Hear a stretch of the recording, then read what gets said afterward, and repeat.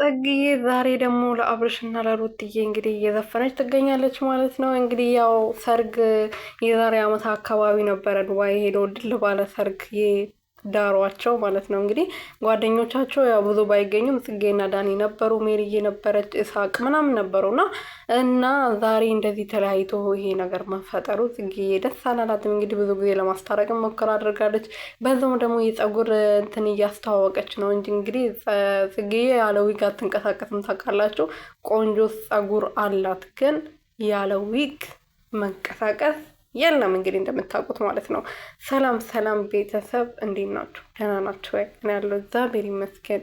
በያላችሁበት ሰላማችሁ ብዝት ትርፍርፍ ይበልልኝ የኔ ውድና ወርቅ እንቁ የሆናችሁ ቤተሰቦች፣ እባካችሁ ይሄን ቻናል ሼር፣ ላይክ፣ የመደወል ምልክቱን እየነካችሁ ቤተሰብ ሆኖልኝ።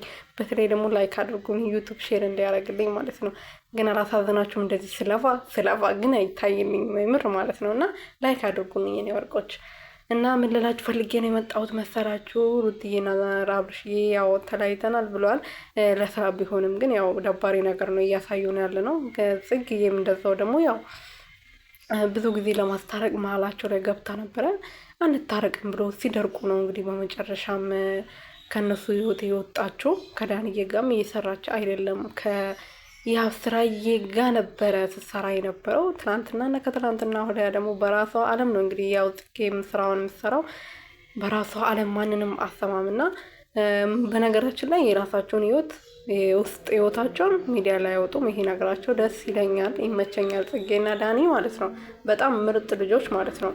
ምክንያቱም ሰው አይን የበዛበት ነገር፣ ወሬ የበዛበት ነገር ስለማይበረክት ህይወታቸው ሚዲያ ላይ አይወጡም። እና ደግሞ ጽጌዬ ብዙ ጊዜ ለምንድነው ጡት ማስያዣ ማታደርገው? ለምንድነው እንደዚህ እንትን የምታረገው ብል ተብሎ ላይቭ ላይም ብዙ ጊዜ ትጠየቅ ነበረ። በቃ እሷ መልስ ሰጥታለች። እኔ የሚመቸኝ እንደዚህ ነው፣ የኔ ማንነት ይሄ ነው። እናንተ ስላላችሁኝ ማንነቴ ልቀይር አልችልም። ማንነቴ ነው፣ እናንተም የራሳችሁ ማንነት ነው። ስለዚህ እኔ በማረገው ነገር ሀሳብ አስተያየት ልትሰጡ ትችላላችሁ። እኔ ግን መውሰድ ያለብኝን ሀሳብ ነው መወስዶ ብላ ተናግራለች። እንግዲህ አዎ ሰው በራሱ ነው የሚኖረው።